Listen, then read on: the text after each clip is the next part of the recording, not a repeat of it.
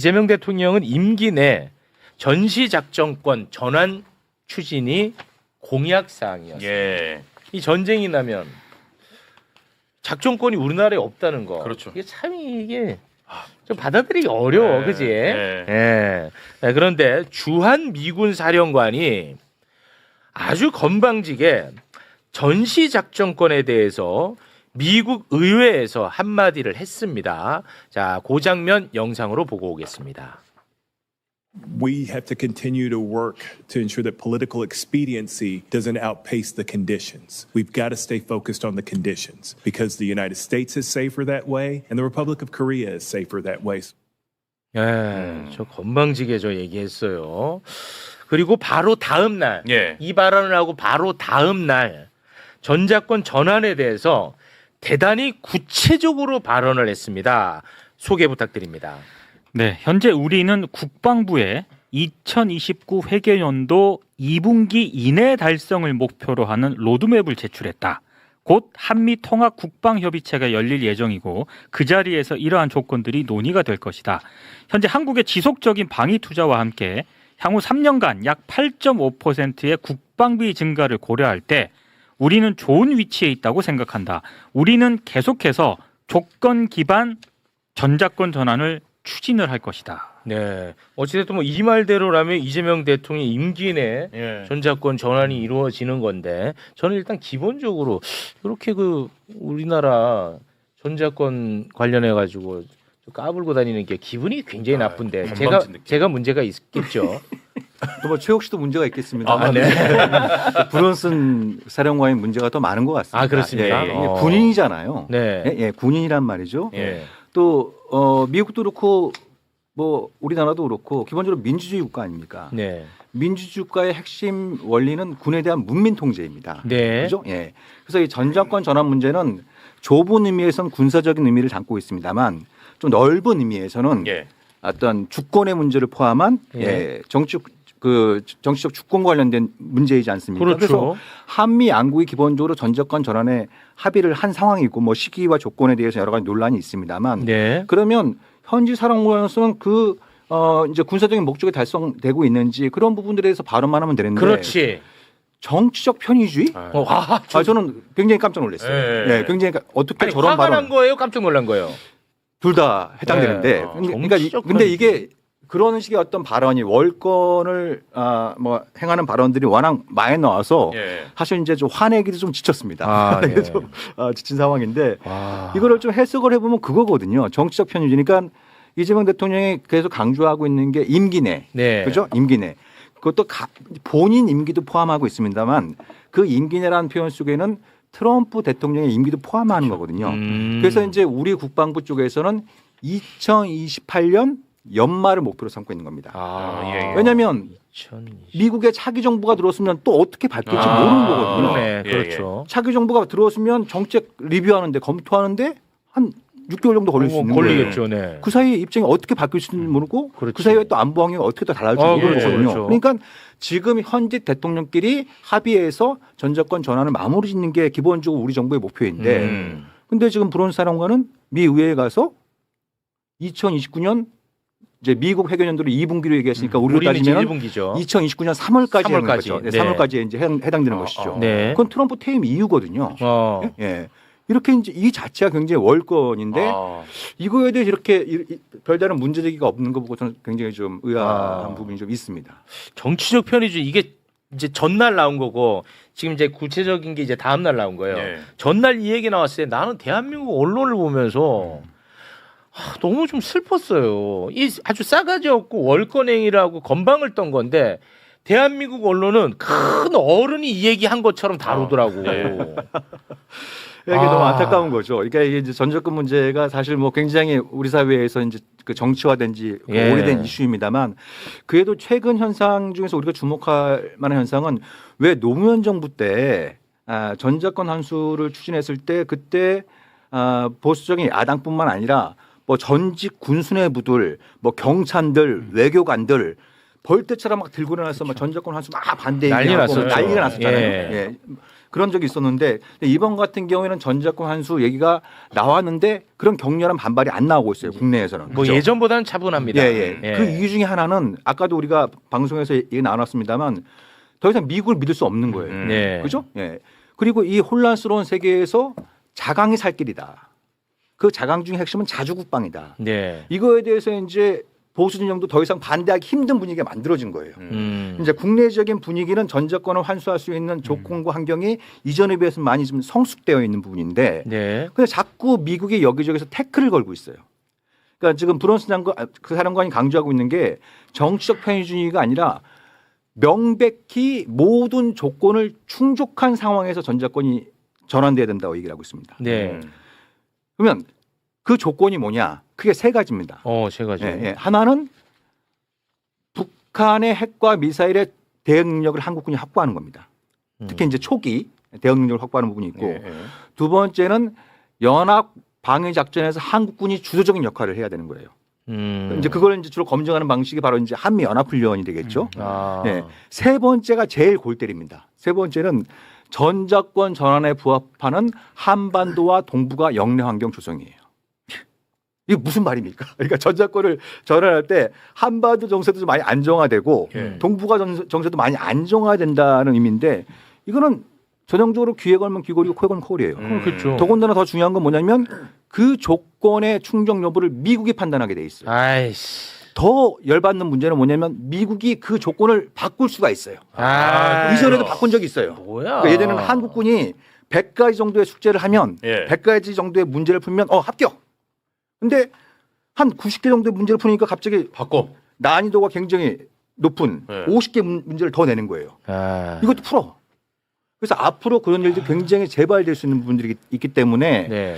이 부분은 좀 이렇게 우리 언론이나 좀 이렇게 전문가들도 정확히 좀 짚어줄 필요가 있을 것 같아요. 오늘 진짜 잘 모셨네. 예. 그렇습니까? 고맙습니다. 기본적으로 한미 동맹의 문제가 뭐냐면 이 기간이 없어요. 이스라엘하고 미국하고도 동맹의 기간을 정해놓고 체결해서 다시 연장하는 쪽으로 가거든요. 아마 이스라엘하고 미국은 곧 기간이 다가올 겁니다. 그런데 우리는 무기화가 아니에요. 그리고 양쪽이 쌍방이 합의하게 되어 있어요. 그러니까 언젠가는 이걸 한번 풀어야 됩니다. 그렇습니다. 어떻게로든. 예. 지금 이 사건도 기본적으로는 한미 안보 협의회라는 곳에서 전작권을 논의하기로 되어 있어요.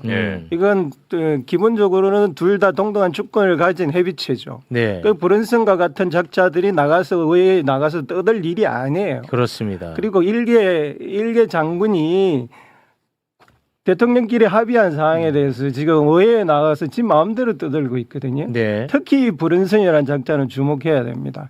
그래서 이 작자가 부임하자마자 지도 하나를 만들어냈어요.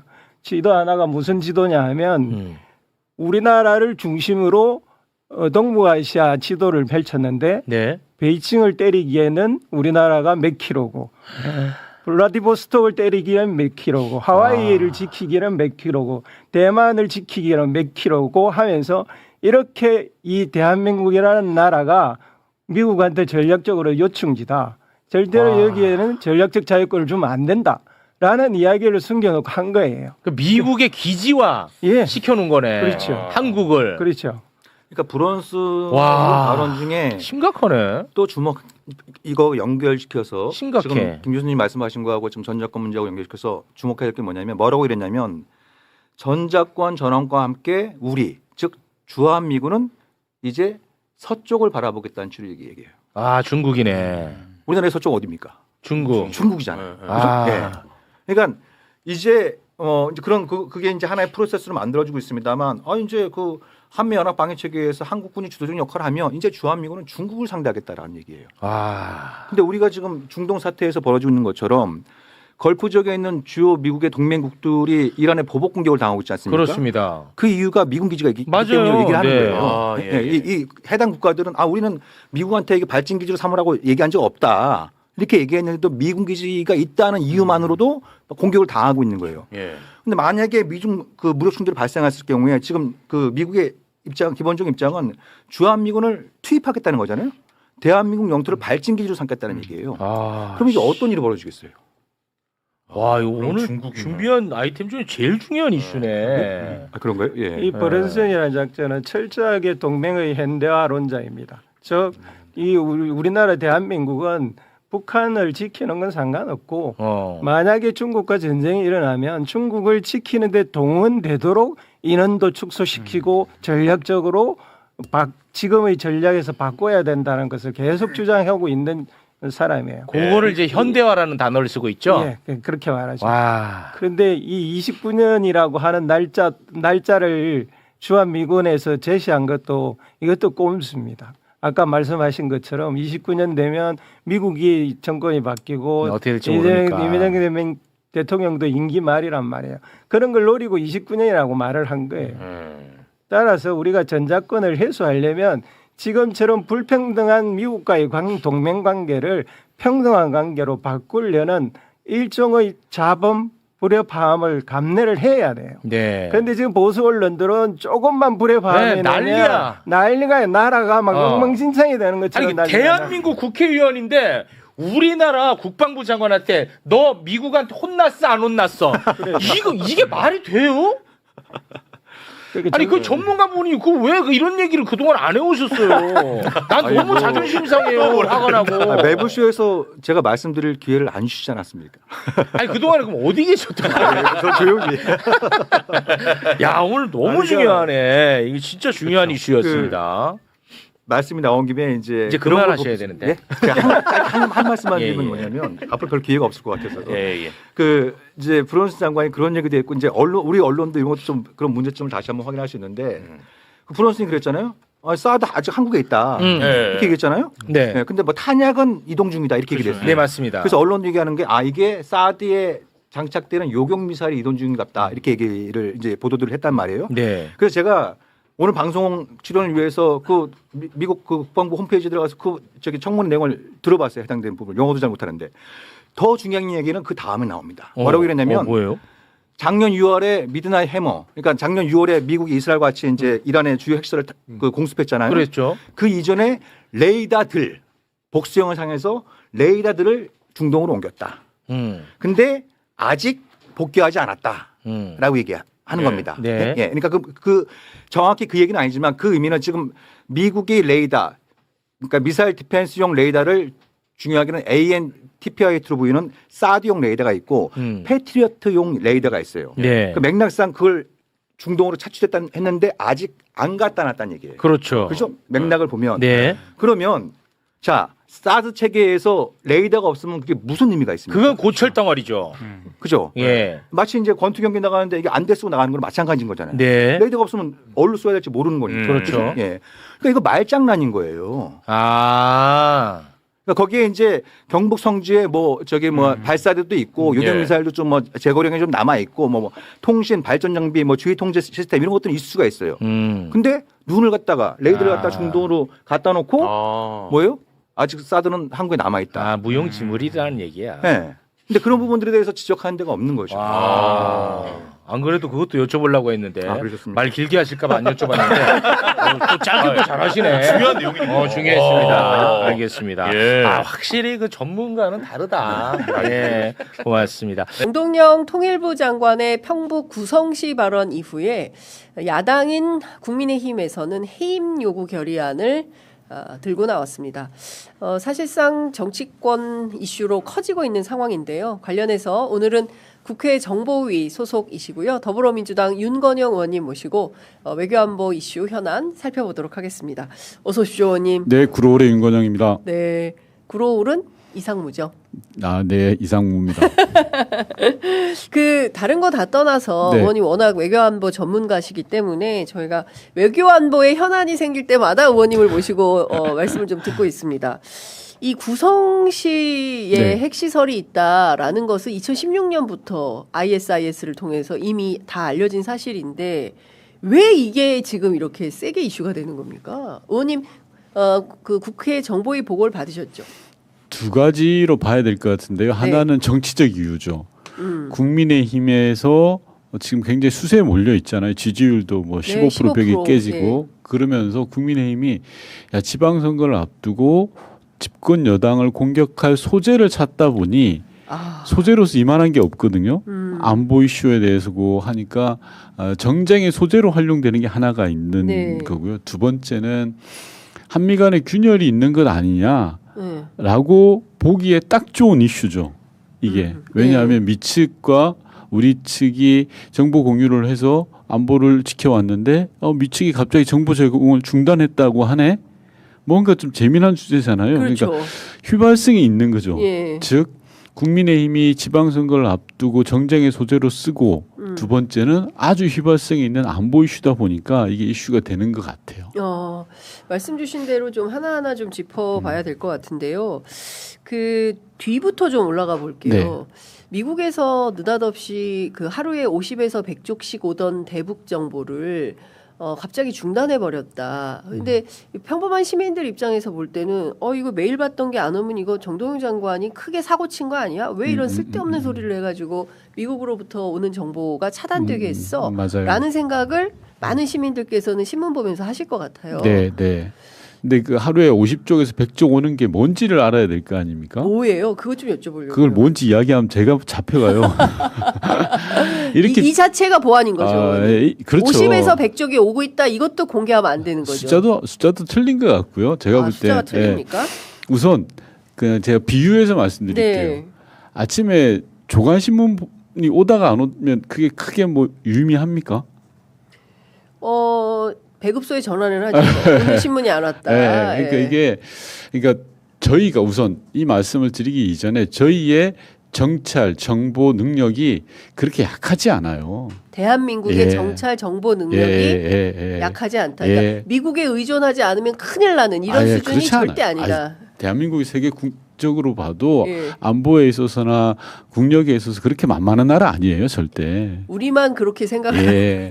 대한민국 국민들만 과거 예. 쌍팔년도처럼 미국에 절대적으로 의존하는 시대도 아니고요. 예. 그래서 미측과 정보를 공유하고 있는 내용들 자체가 네. 결정적이다라고 이야기하기에는 어폐가 있습니다. 예. 그러니까 우리가 자료가 있으면 좋겠죠. 네.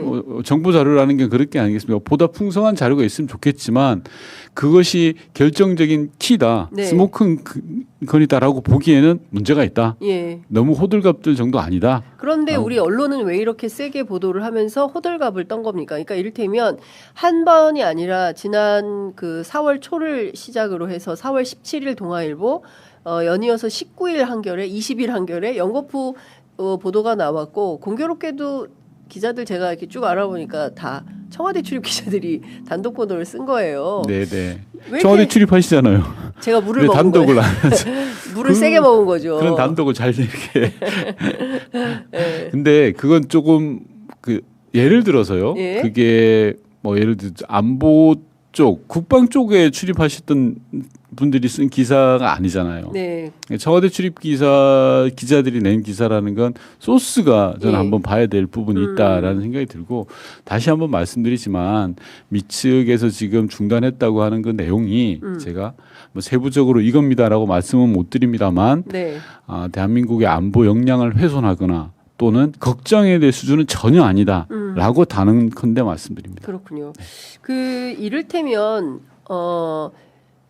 오늘 정동영 장관이 어제네요. 어제 정동영 장관이 이제 기자들하고 만나서 어떤 얘기를 했냐면 이 9개월 전엔 아무 문제가 없다가 이 이슈가 왜 이렇게 커지는지 잘 모르겠다라고 하면서 이게 미국일 수도 있고 우리 내부일 수도 있다. 그러니까 누가 이렇게 자꾸 이 프레임을 문제를 만드냐, 이슈를 만드냐. 예, 네네. 예.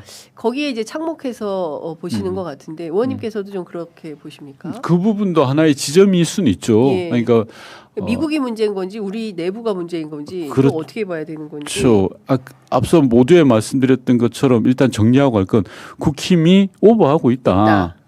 좀 과하게 하는 거죠. 개오버하는 거예요 지금. 예. 이제 개오버. 그건 논외로 하고 예.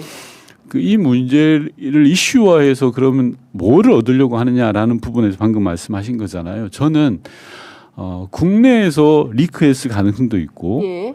미측의 의도를 좀 봐야 되는 거 아닌가라는 생각도 있어요. 미측의 의도. 네, 즉 다시 말해서 구성에 핵시설이 있다라는 것은 모두에 말씀드린 것처럼 2016년에 ISIS라는 과학국제연구소라는 싱크탱크에서 발표를 한 거예요. 네. 쉽게 말해서 장군 대산이라는 장군 대산이라는 지역이 있어요. 네. 그 지역에 우라늄 농축 시설이 있을 거야라고 보도를 했어요.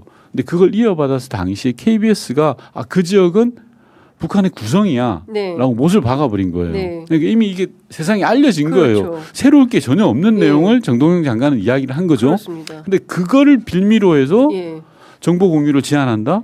뭔가 좀 이상하지 않아요? 그렇습니다. 예. 예. 우선 봐야 될 건 첫 번째, 왜 미측이 지금 상황에서 이런 정보 제공을 중단했느냐라는 데 대한 분석이 필요한 거고, 네. 두 번째, 이런 내용을 왜 리크했느냐, 그렇죠. 두 개를 나눠봐야 된다고 생각해요. 우리가 분석을 할 때는. 예, 그러면 일단 네. 하나 먼저, 그러니까 미국이 어떤 의도가 갖고 있다라고 하면 우리에 대한 불만이 있어서 그런 거잖아요. 그러니까 불만을 표출하는 형태로 정동영 장관의 발언을 꼬투리 삼아서 그렇죠. 정보 제공 중단할 거야. 정보 제공의 일부를 전체가 전체가 아니고. 제가 볼 때 뭐 사소한 겁니까? 이런 말하면 또 제가 또 욕먹을 것 같은데 네. 아무튼 네. 제가 앞서 모두에 말씀드린 것처럼 대한민국 안보에는 큰 영향을 주지 않는다. 범위에 있는 거다. 라고 보면 그거 되는데 있거나 말거나 우리가 예. 그렇게 크게 영향을 받는 수준은 아니다. 네. 그런데 이게 대서특필이 됐다는 게 오히려 더 문제다. 그렇죠. 그런데 미측의 의도는 뭐냐? 뭐냐? 이걸 분석해야 예. 되는 거죠. 예. 물론 청와대라든지 안보당국에서는 분석을 하고 있을 텐데 미국이 가끔 이래요. 미국이. 예, 네. 가끔 뭐냐? 자신들의 요구 사항들이 있을 때 거는 거죠. 네. 딱 이렇게 고리를 걸어서 야 예. 이거야라고 말은 안 해요. 딱히 뭐라고 말은 안 해. 근데 딱 걸어. 더 힘든데. 예, 그렇죠. 그러면서 협상의 레버리지를 가지려고 하는 예. 게 종종 있어 왔어요. 이번 사안이 그렇다는 게 트럼프 아니라 때 드러난 특징입니까? 아니면 과거 민주당 과거에도- 정권에서도 그랬습니까? 과거에도 쭉 그래왔죠. 그러니까 예를 들면 2018년에 남북 관계가 한참 진행될 때 예. 국무부에서 예. 긴장을 하죠. 남북한이 우리들 모르게 떨어앉아 있는 게 아니야라고 하면서 막 의심을 하면서 미국 빼고 자기들끼리 예, 뭐 예, 남북끼리 하는 거 아니야? 많은 의심을 하면서 워킹 그룹이라는 걸 만들죠.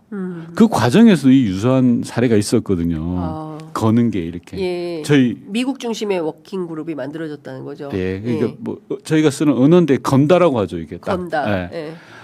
이번 정보 제한 조치도 저는 그런 게 아닌가라고 예. 좀 봐야 되는 거죠. 자, 그러면 단순하게 구성이라는 건 이미 자기네들도 알 거예요. 이미 다 세상에 오픈된 거고 이게 뭐 세상 우리도 알고 전체 미국도 다 알고 알고 다 아는데 지나가는 사람들 검색하면 다 알고. 다 나오고. 다 나와요. 예. 그런데도 이걸 걸었다는 예. 말이에요. 요 배후 이유를 예. 봐야 된다라는 거고 그 다음에 두 번째는 이 건상을 왜 리크를 하냐라는 거예요. 그렇죠. 예. 리크에서 이득을 볼 사람은 누구냐? 예. 라는 것에 대한 분석이 또 필요한 그렇습니다. 그러면 조금 더 한 뎁스 더 들어가서 그럼 미국의 요구사항 2018년에는 미국 빼고 남북끼리 알아서 하려고 하는 거 아니야라는 것에 대한 어떤 그 불만이 있었다면 이번에는 지금 나오는 게 뭐 DMZ법부터 시작해서 그 전자권 환수 문제 뿐만 아니라 이제 쿠팡 그리고 심지어는 그 방시혁 BTS 뭐 이런 네. 것까지 막 줄줄이 나오는 네, 거예요. 네, 네, 그러니까 네. 왜냐하면 이유를 찾다 보니까 대한민국 언론들이 이래서 그런가 저래서 그런가 막 찾고 있는데 의원님 보시기에는 어떤 게 결정타였다라고 보여지십니까? 모르겠어요. 그거는 이제 정보가 제한되니까 뭐라고 단언할 수는 없고 뭐 네. 쿠팡이나 방시혁은 아닐 거고요. 근데 중요하게 봐야 될 건 자 이게 굳건한 한미 동맹을 흔들 만한 수준이냐 네. 아니냐를 또 봐야죠. 이게 네, 제가 네. 볼 때는 전자는 아닌 것 같고요. 한미 동맹의 근간을 흔들 수준은 아닌 것 같고, 예. 즉 미측에서 이런 의도를 가지고 움직이는 레벨이 어느 단계냐, 쉽게 레벨이 말해서 어디냐. 백악관에서 움직이는 거냐, 아니면 국방부, 국무성 이런 차원에서 그냥 예. 움직이는 거냐, 여러 예. 차원들이 있을 거거든요. 예, 예. 그런 걸 분석을 해야 돼요. 그래서 지금 보면. 뭐 이렇게 유튜브 방송 같은 데서 막 이야기하시는 분들이 있는데 외교안보 사안은 철저하게 분석해서 나가는 게 맞고 네. 좀 조심스럽게 다뤘으면 좋겠어요 저는. 예. 그리고 이게 계속 말씀드리지만 미측의 의도가 있는 건데 예. 우리가 뭐 호들갑 들 일도 아니에요 사실. 예. 구성 이거 뭐 그렇게 오버할 일이 예. 아닌데도 오버할 것처럼 보여져서 초장에 그 이제 오바 가운데 하나가 뭐였냐면 이제 브런슨 사령관이 항의했다. 라는 그 오보잖아요. 그것도 오보라고 예. 이제 그 안규백 장관이 밝히긴 했는데 실제로 제 전작권 환수와 관련해서 이제 브런슨 사령관이 미 하원 의회 출석해서 한 얘기가 있잖아요. 2029년 3월까지는 1월부터 3월 예. 회계연도. 근데 요때는 이제 트럼프가 끝나는 시기여서 이게 실제로 전작권 전환이라고 표현해야 됩니까? 환수의 뜻이 있는 거냐? 뭐 이 오해도 좀 있는 것 같아요. 전작권 혹시 전환만 그게 제일 큰 이슈였을까요? 그럴 전작권. 가능성은 있죠. 가능성은 있는데 저희가 뭐 예단할 수는 없고 예. 전작권 환수만 가지고도 1시간 이야기해야 되는데 그러니까, 저는 짧게 말씀드릴게요. 이제까지 이제 많은 시청자분들이 보실 때 전작권을 환수할 때 예. 조건에 의한 환수라는 이야기를 많이 합니다. 조건에 의한 환수. 즉 조건이 어느 정도 되었을 때만이 대한민국이 전작권을 가져올 수 있다라고 표현하는 건데 압축해서 조건에 의한 환수라고 이야기를 해요. 이게 한 20년 돼요. 노무현 정부 때부터 나온 얘기예요. 계속 이야기해요. 저는 노무현 전 대통령이 전작권 환수 하실 거라고 생각했어요. 이미 네. 그걸 20년째 외치고 있는 게 조건에 의한 환수예요. 자, 근데 이 조건을 누가 만드는 거예요? 우리가 만드는 거 아니에요. 미국이. 미치기 내거는 거예요. 그럴 일이 아니다라고 생각하고 저는 조건에 의한 환수라는 이 기본 프레임부터 깨야 된다고 생각해요. 예. 이제는 예. 시간에 의한 환수를 해도 돼요. 시간에 의한 환수. 예. 예. 시간 정해놓고 해도 된다는 말이에요. 예. 왜냐하면 계속 조건을 예전에는 100이라는 조건을 내걸었어요. 그래서 우리가 100을 맞춰가면 다시 150을 내세워요. 네. 또 150을 맞추면 또 200을 내세워요. 계속 바뀌는 게 조건이에요. 이게 무슨 조건이에요. 아, 마치 관세 협상하고 예. 이란 전쟁 호르무즈를 보는 것 같아요. 그래서 저는 이제 그럴 필요 없다라고 좀 과하게 주장하는 우리가 건데. 자주독립 국가로서 그럼요. 우리가 요구할 것은 분명히 요구하고 네. 대등하고 동등한 사이에서의 동맹이 존재하는 거지. 그럼요. 미측이 요구한 대로 계속 끌려다니고 미측 눈치나 보면서 할 말도 제대로 못하고 이건 아니지 않습니까? 그럼요. 예. 한미 동맹과 협상은 다른 결이에요. 예. 그래서 제가 말씀드린 건 이 전작권과 관련해서도 제발 조건에 의한 환수 이 이야기는 좀 안 했으면 좋겠어요. 전문가들이라는 분들이 나오시고. 예. 그래서 윤건영 의원님처럼 확실한 전문가를 통해서 저희가 방송을 하는 취재 편의점을 여러분들이 보셔야 됩니다. DMZ법이 그렇게 큰 변수입니까? 아마 그쪽에서는 조금 까칠하게 생각하겠죠. 네, 그러니까 이 세계 모자 가운데 여러 가칠하게 생각하는 것 중에 하나인데 예. 뭐 까칠할 겁니다. 일테면은 여기는 어쨌든 연합사. 연합사가 관리하는 지역이므로 그렇죠. 네. 연합사의 이니셔티브가 사라지는 부분이 그거는 있거든요. 안 돼 이런 거죠. 그런 것도 주도권을 있고. 내놓을 수 없어. 예. 그러니까 제가 조금 전에 말씀드린 것처럼 이게 백악관 레벨이냐 아니면 국무부 레벨이냐 여러 가지 층위가 있을 거예요. 의원님 파악하시기로는 어느 레벨로 확인이 그렇게 저는 높지 않다고 봐요. 아, 백악관은 아닌 걸로 확인이 됩니까? 아니 뭐 제가 이게 정보가 제한되니까 예. 아마 우리 안보당국에서는 이야기할 텐데 한미 동맹의 근간을 해치거나 이럴 때 상황이 아니거든요. 지금 관계 되게 좋아요. 그러면 다시 글로 넘어갈게요, 네. 의원님. 지금 뭐 쿠팡도 아닐 거고 방시혁은 더더욱 아닐 것이다. 전작권 뭐 그럴 수는 있긴 한데 뭐 정보가 제한되기 때문에 적확하게 설명드리기는 어렵다. 그러면 도대체 이 얘기를 왜 이렇게 갑자기 세게 쓴 거냐, 연거표 4월 내내. 그리고 사실은 4월 내내 이 기사가 나옴으로 인해서 정동영 장관 해임 결의안이 어제 이제 야당에 의해 물론 이제 통과될 리는 없습니다. 왜냐하면 야당이 소수기 때문에. 그래도 이걸 가지고 이슈를 만들고 보수 언론이 계속 쓰고 이런 상황이 결국에는 솔직히 말하면 민주당의 지방선거에도 가히 좋은 영향은 그럼요. 아닐 거 아니겠습니까? 네네. 왜냐하면 이게 이른바 이제 또 다른 북풍 그렇지 않습니까? 저 좀 색깔론 뭐 이런 게 언론에 주문하는 건 논외로 하더라도 네. 국민의힘에 꼭 한마디를 해주고 싶어서 예. 방송에 나왔어요. 예. 제가 2020년에 민주당 대표단의 일원으로 워싱턴 DC를 갔어요. 가서 이제 교포 관계자들하고 미국 전문가들 막 만나서 한반도 평화 이야기하는데 그분들이 하는 이야기가 이래요. 야, 대한민국 왜 그러냐 그러는 거예요. 왜요? 거의 교포들이 교포하고 미국 전문가들이 그래서 왜요? 그랬더니 아니 집권 여당 민주당의 원내대표가 와서 막 정부 정책을 설명하면 딱 돌아서고 나서 국민의힘 원내대표가 나와서 막 욕을 한대요. 이게 뭐냐라는 거예요. 그래서 제 얼굴이 정말 화끈거리더라고요. 창피하셨겠어요. 네. 그걸 아니 국내에서 싸울 수가 있죠. 네. 안에서 치열하게 치고받고 할 수 있는데 밖에 나가서 그런 일을 하면 안 되거든요. 외교를 가지고. 근데 지금 국민의힘의 모습이 딱 그 짝이에요. 이번에 뭐 장동영 대표 미국 가서 한 짓도 그렇고 한 행동도 그건 그렇고 진짜 용서가 안 되는 거 네. 아닙니까? 어디서 거짓말합니까? 그런 것도 그렇고 이번에 정동영 장관의 구성시 발언도 마찬가지예요. 예. 이걸 이렇게 키워가지고 공격할 이슈냐라는 거예요. 사실 그분들도 다 알만한 사람들인데 예. 물론 하자가 있을 수 있죠. 문제가 있을 수 있죠. 그럼 그 정도만 지적하면 돼요. 네. 외교안보 이슈를 이렇게 크게 만들어가지고 누가 득을 봐요? 그러니까요. 국민의힘이 득봅니까? 대한민국이 이게 안 좋은 일을 예. 있는데 국익에 해가 되는데 그러니까 나라가 망하든 말든 우리 정치의 네. 이익만 우리가 가지고 가는 이익만 취하면 된다라는 식의 발상을 했기 때문에 윤석열 내란도 일으킨 거고. 그러니까 거기에 제발 이러지는 찬성을 말았으면 하는 거고. 좋겠어요. 이번 사안들도 차분하게 그렇게 하니까 지지율이 15% 나오는 거 아니에요, 의원님? 계속 떨어지고. 맞아요. 예.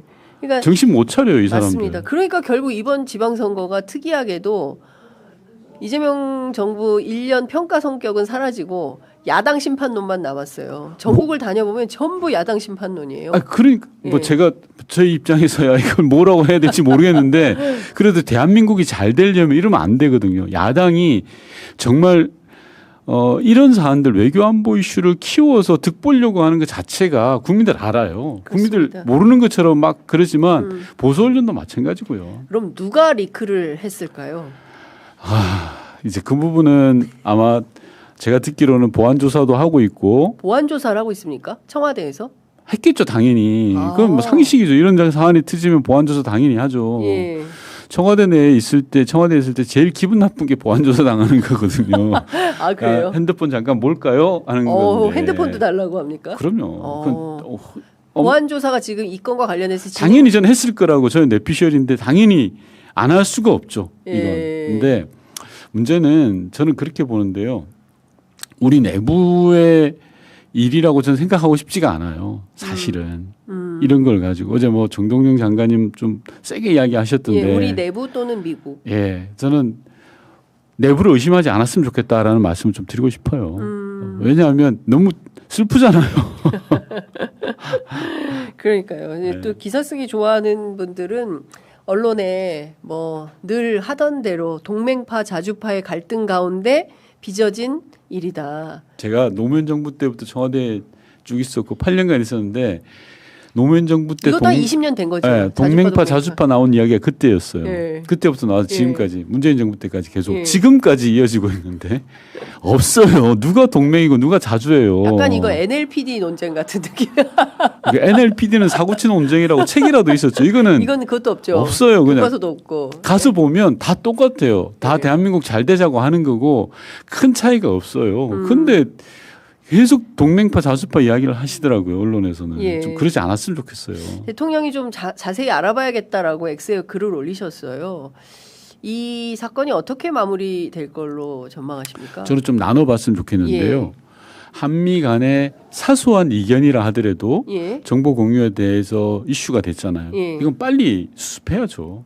이건 뭐 저희 한미 동맹 차원에서라도 그렇고 또 국민들의 불안감 등이 존재하니까 빨리 수습해야 되고 지금 이재명 정부도 수습에 나서고 있는 걸로 보여집니다. 네. 그래서 요거는 한 트랙으로 가야 되고요. 그다음 두 번째로는 앞서 말씀드렸던 미측의 의도 그게 하이 레벨이든 뭐 높은 레벨이든 간에 네, 낮은 어떤 레벨이든 간에 예. 봐야 되죠. 그 분석을 제대로 해야 됩니다. 그래야 그거 우리가 대응을 할 수 있는 네, 게 네. 있을 거고. 세 번째는 앞서 말씀드린 것처럼 우리 내부가 예. 이런 걸로 안 흔들렸으면 좋겠어요. 특히 청와대의 외교안보 라인들이 네. 흔들리지 않았으면 좋겠어요. 예. 어느 쪽을 흔들려고 하는 흐름들이 있을 텐데 예. 저는 그러지 않았으면 좋겠다는 거예요. 이 청와대에서 보안 조사를 하면 결과에 대해서 책임을 어떤 식으로 집니까? 사안에 따라 다른데요. 예. 명백하다고 하면 뭐 해임? 조치까지 다 인사 조치까지 하죠. 간다는 거죠. 예. 보통 일이 아니겠다라는 생각이 듭니다. 그 청와대 민정비서관을 지냈던 김영배 의원이 얼마 전에 MBC 라디오 출연해서 저는 직관적으로 딱 그때 이건 국내에도 약간 소스가 있겠구나. 라고 민정 출신이니까 그래요. 아니 김영배 국정상황실에서는 그런 생각. 김영배 의원님이랑 너무 친해서 농담 드린 건데요. 예. 그럴 수 있죠. 근데 제가 말씀드렸던 건 너무 그렇게 보지 말자 우리가 네. 라는 말씀을 드린 거예요. 알겠습니다. 하여간 굉장히 민감한 사안이 터졌기 때문에 이 현안이 어떻게 정리조정되는지 오늘 아마 대통령 귀국할 예정인데 귀국해서 이 문제부터 살펴보게 되지 않을까 싶습니다. 좀 차분하게 봤으면 좋겠어요. 예. 그리고 그렇게 막 붕붕 날아다닐 이슈 아니에요. 예. 이 구성시 앞서 말씀드린 것처럼 10년 전에 싱크탱크에서 발표했던 거고 우리 보도도 됐고 전문가들 사이에는 다 알고 있는 내용이에요. 네. 그 뭐 장관이 이야기해서 뭐가 그러니까요. 문제돼요? 근데 아니, 예, 그걸 가지고 차분하게 보자라는 거예요. 인사청문회 작년 7월에도 말씀하셨더라고요. 그러니까. 작년에도 말하고 올해도 이야기했고 다만 이게 한 가지 이야기한다면 정부 관계자가 공식 발언했다라는 걸 이제 국힘은 트집을 잡는 건데 그것보다 더 관심 가져야 될 일 많잖아요 지금. 그렇죠. 세계 국방력 5위인데 우리나라를 지키는 전작권 환수는 이제 선택이 아닌 당연한 권리 아닐까요? 게다가 지지율 폭락에 빠진 국힘이 비겁한 꼼수로 위기를 돌파하려다가 추잡한 속내를 만천하에 드러내고야 말았는데요. 오늘 영상 내용 어떻게 보셨나요? 여러분의 의견을 댓글로 남겨주세요. 구독과 좋아요를 눌러주시면 이재명 정부에게 힘이 됩니다.